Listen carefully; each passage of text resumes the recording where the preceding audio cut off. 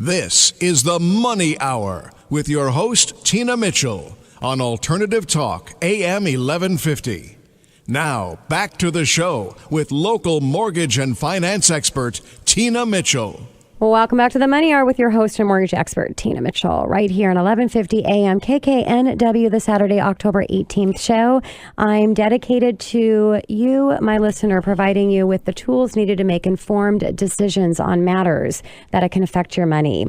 If you're hearing my show at a different time or day, you're listening to a rebroadcast, you can always call the show at 1-855-400-1150 or go online to themoneyhour.com to discuss anything regarding money or have any of your questions answered from my guest in studio today. And in studio right now, I have Aaron Murphy with ADM Architecture. And Aaron, this is the first time that I've had you in studio, but this is not a first time for you because you host your own show.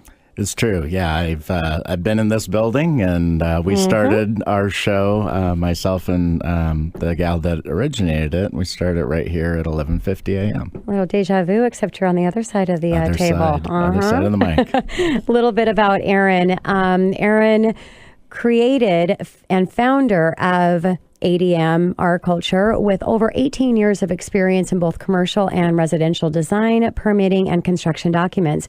The course of his career, Aaron has been part of the designing and permitting projects of all types and styles, scopes, sizes, and budgets. He has done work within the Seattle area, Kitsap County, King, and Pierce counties, and all surrounding areas of Western Washington and Olympic Peninsula, which total well over 1 million square feet of designed and built commercial and residential projects. Aaron, again, thank you for being here. Just excited to talk with you. And we have a passion in helping seniors in their transition. And when I heard you present at the home show, whatever weekend. Was that last weekend, the weekend before? A week ago Sunday. Time just gets all mixed up. But anyways, when I heard your presentation and saw the people just coming in from the home show and just crowding in out of all the speakers that were going on there, you had the biggest attendance and audience, and everybody wanted your book afterwards. And I just thought, you know what? I got to have you in studio. I've got just a couple minutes with you. Would love to just have a whole show around this topic because it's a passion of mine in helping our seniors. But let's start about aging in place, and why does this matter to my listeners? Sure. Well, first of all, thank you for being so kind about your commentary, and it was fun to have you there to see me speak at the Seattle Home Show. That was our first ever any home show in the nation having a senior fair, so it was neat to see that get a draw because the conversation that we're having today, the conversation I had on stage, is just timely and topical because 10,000 people started turning 65 every day in January 2011, and we've got another 17 years to go. Yep. So aging in place, explain that a little bit with my listeners. Yeah, sure. The concept of aging in place, AARP polls say that 89% of us as a first choice would like to stay home. Sure. Okay, regardless of... So aging in place, the concept is that we should be able to choose our living environment, our house, our location, how we get our health care, regardless of changes that might happen with age, be it physical, mental, cognitive, right, emotional. Sure. We want to stay in control. And so I developed EmpoweringTheMatureMind.com separate from my architecture firm just to share that passion because so many of us now have a personal story about it. So Aaron, how did you get into the specific field of aging in place? Why? There's always a why behind, especially with people like us in studio with, we're all really passionate about what we do. And so there's got to be a why behind it. Absolutely. Yeah. For me, I had two light bulbs go off. They were 15 years apart. I was at architecture school at the University of Washington, and I'd go home quarterly to the Portland, Vancouver area. My grandmother, at the beginning of that 5-year process, was traveling the world as a master's level bridge player, enjoying her retirement. She was 5'9" and totally independent. 5 years later, and again, I saw the whole process because, back seat full of laundry, the normal college kid, right? Headed home, like I said, about quarterly. Grandma went from walking to cane to walker to wheelchair. Okay, 5 years later, she wasn't 5'9", she was 5'2", trapped in a hospital bed and didn't know who her caretaker, my grandfather, was. So osteoporosis and Alzheimer's took her over that 5-year period. At 20, you don't want to know about the medical and the bathing and right for grandma that you're not there yet. But I knew that a 70 split level home didn't work for her. Washer and dryer downstairs, bathing's upstairs, stairs, everywhere there's stairs. So that's what I noticed as an architecture student. 15 years later, buying a car from Craigslist, 2 60-year-old children bring me the car. It's mom's, gave up the keys at 94. Sure. Where does mom live? We get to talking. I asked, hey, what's it cost her to live there? $150,000 out of pocket and $5,000 to $8,000 a month. Unbelievable. My jaw hit and the in floor. some of these, actually getting into them, which you talked about in your presentation. I mean, it's the good ones. There's waiting lists, and you may never even get into the home. Right. So, what are some of the statistics that got you inspired to start teaching, speaking, and educating publicly on this subject matter? Well, some of the stats that we already mentioned, and then the fact that, a third of 65 and older fall every year, and half those falls are recurrent. So home safety is becoming a bigger issue. But master on the main floor is the guys to my right who you've already talked to. They're experts too. They know. Sure. In my industry of architecture, that didn't come out until about 2003, right? The great room and the master on the main. Yes. So most of our 100-year-old stock of housing is not situated for where we're going at that 10,000 person a day rate, baby boomers. So, Aaron, what are a few things that we could start looking at in our home that can help to successfully age in place right now? So if you're starting that preparation, everything is about planning. Yeah.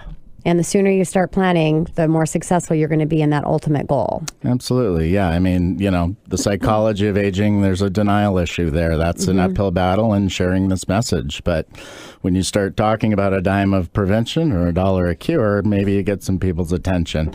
You could start today just with the little things like doorknobs. Not me today. Not you today. I'm 47. No, you could. I'm surprised you'd say your age on the air. It's I'm impressed. Good. That's good. All good. We're all being honest. Well, you saw me say, hey, if you can't laugh at yourself, laugh at me. I can take it, right?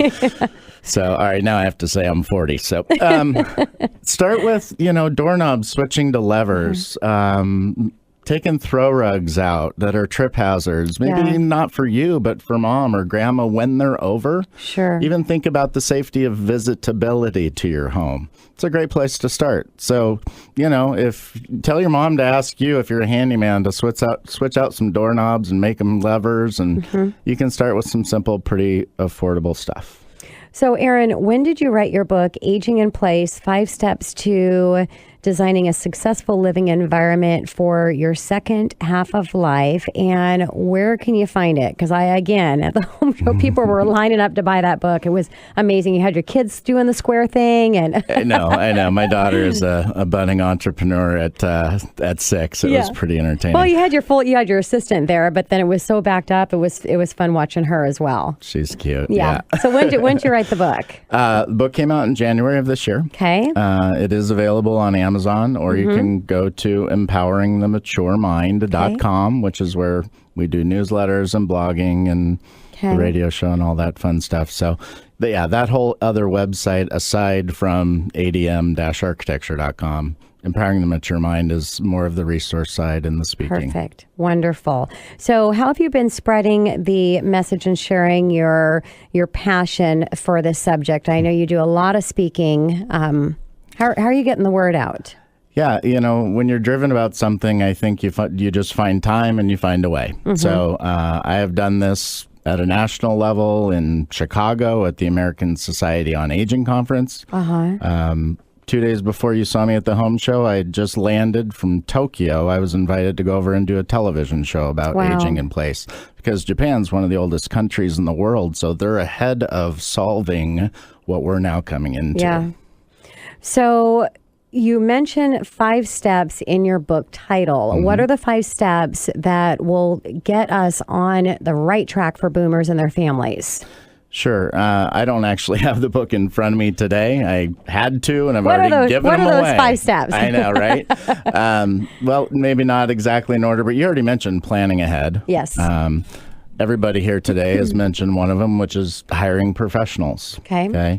It takes me $1 to move a line in a computer drawing. It takes $1,000 to move a wall if you don't like where you built it, right? So it's all planning, and that we can go round and round, and building a team. Everyone in this room is a team member in this process. And this isn't about me. It's not about my ego.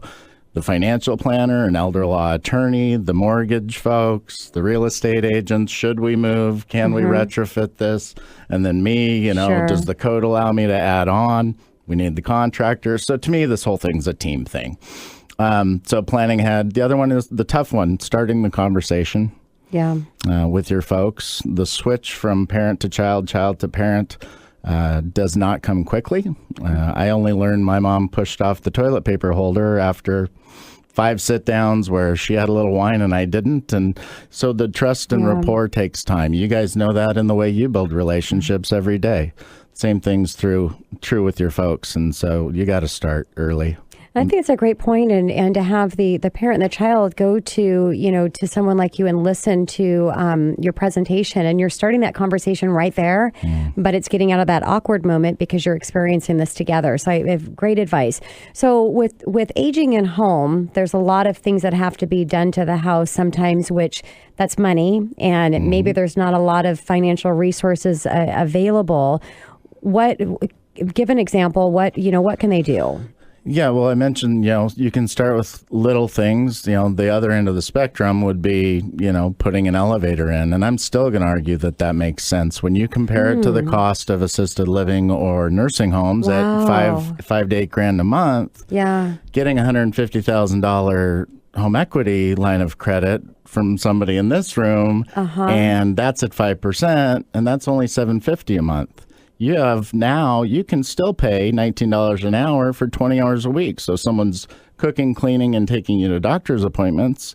Well, if I add those up, I'm saving you $33,000 a year compared to the cost of assisted living. So now that $150,000, and I'm rounding way up, right? Sure. To say elevator, brand new kitchen, brand new bathrooms, whatever.